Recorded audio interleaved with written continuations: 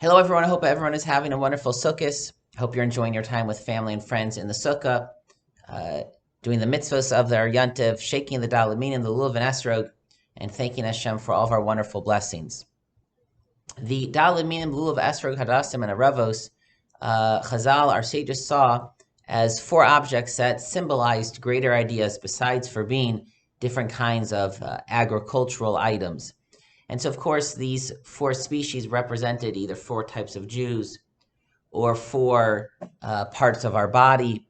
And there are other interpretations found in the Midrash. However, I'd like to focus on the symbolism of the Etrog specifically. And to do so, we'll have two primary sources that we will use: the Midrash Rabbah, and the Wikipedia entry on Citron. You can look it up yourself, both of the sources. Our sages had a universal tradition. There's a universal ancient tradition that the pre-Eitz Hadar, when the Torah refers to the beautiful fruit, what's the beautiful fruit? It is the Etrog. However, our sages assumed that besides for that tradition, which would settle the matter, the halacha would decide that the mitzvah is to take an Etrog, but they also assumed that one could find allusions in the phrase pre-Eitz Hadar to refer specifically to the Etrog. And there are different opinions of how to find that in those words. And so we'll share with you two that, again, come from Vayikra Rabbah, Lamed Ches. Pre-Eitz Hadar, the beautiful fruit. Tani Rabbi Chia taught. Eitz shetam eitzo upirio shaveh. It's a pre-eitz. It's the fruit of a tree, fruit of wood. Pre-Eitz Hadar is the item, the fruit, that its wood, its stem, its leaves, and the fruit itself are the same, have the same flavor, have the same aroma, the same smell. It doesn't just say a pre-Hadar, a beautiful fruit. It's pre-Eitz Hadar, a fruit of wood, that even the wood, so to speak, is the fruit. And this, of course, we would, even if we had never seen a Etrog tree grow, we would believe the Medrash. But just as illustration, the Wikipedia page reads, the citron, the Citrus medica, is a slow-growing shrub or small tree that reaches a height of about 8 to 15 feet. It has irregular straggling branches and stiff twigs and long spines. Its evergreen leaves are green and lemon-scented with slightly serrated edges. The Etrog tree is unique in that not only does the fruit have a taste and a wonderful smell, but even the leaves, if you pull the leaves off themselves, the leaves and the small twigs and branches themselves smell of the fruit. The Etrog is this beautiful fruit, but it's not the fruit that demands everyone to just look at me, so to speak. Its wonderful aroma rubs off on its surroundings, even on the leaves around it. And in this way, the Etrog also symbolizes that even though it's this beautiful item that calls everyone's attention to it, but it's still rooted to its source, to its branch. There's a continuity of the aroma and wonderfulness of branch into fruit. That is the first opinion in the Medrash. Ben Azai Amar. Ben Azai says, there's another way we can find allusion to the Etrog in the pasuk. Pre-Eitz Hadar, it is the fruit which is Hadar, that dwells, like Dira, Teshu Kain Tediru is how we refer to the Sukkah, dwelling in the Sukkah. Hadar Be'ilano, Mishana Lashana. It is the fruit that dwells on the tree from year to year. The Etrog is unique, and the Etrog tree is unique in another way. Take an apple tree.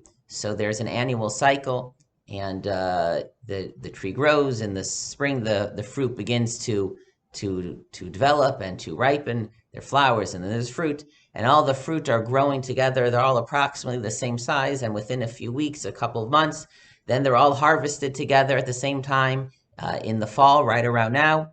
And then it goes into the winter, and the cycle starts again, and there's one annual cycle that all the trees go through, and all the fruit go through, and every fruit, every apple is on the tree for one cycle. The Etrog, though, is unique, that an Etrog will begin to grow, a small Etrog, and that Etrog may stay on the tree for more than one cycle, for more than 1 year.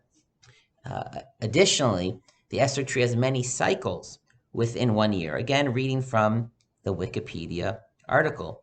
The citron tree is very vigorous, with almost no dormancy. It is very strong. It blooms several times a year and is therefore fragile and extremely sensitive to frost. There's several cycles within each year of a flower, of a bud, of a fruit. And so what that means is that as opposed to the apple tree, that the apples on the tree more or less are all going to be in the same stage in development, again with slight variation. But in an etrog tree, you'll find on one tree a brand new bud, a small fruit, a much larger fruit, an etrog ready to be picked. Again, all from different cycles, because the etrog will stay on the tree for more than one cycle. And so the etrog in this way symbolizes that, again, it doesn't cut itself off from its tradition, from larger cycles. An etrog stays on for more than 1 year, waiting for already the next generation, so to speak, of etrogim to continue and to grow and to develop. And so there is a continuity and a connection between generations of etrogim. Apples, the tree has one generation. That generation is harvested. It is done. And then a new generation of apples begins, not knowing the previous generation. But the etrogs, midor ledor, they're connected one generation to the next, so to speak. One lesson to derive from this, kind of to put all the symbolism together, is that every person is called to be a beautiful etrog. Every person is beautiful. Every person is unique. Every person has something so wonderful, flavor and smell to bring to the world, and we should do that. But we should all be that unique, beautiful selves in a way that does not cut us off from others, in a way that is not competitive, a way that does not cause division, but we bring our uniqueness in a way that will bring wonderful aroma to others, that will uplift others, in a way that we're connected, and we know we're connected to our source, to our branch, and that our community, the Young Israel Brookline community, and the entire Jewish nation, we are like an etrog tree, and they're all different shapes and ages of etrogs on the tree, and we should know that. And the larger, older etrogs appreciate the little younger baby etrogs that are coming, and the baby etrogs look up to the bigger, more mature etrogs. And each one is beautiful. Each one is a pre-Eitz Hadar.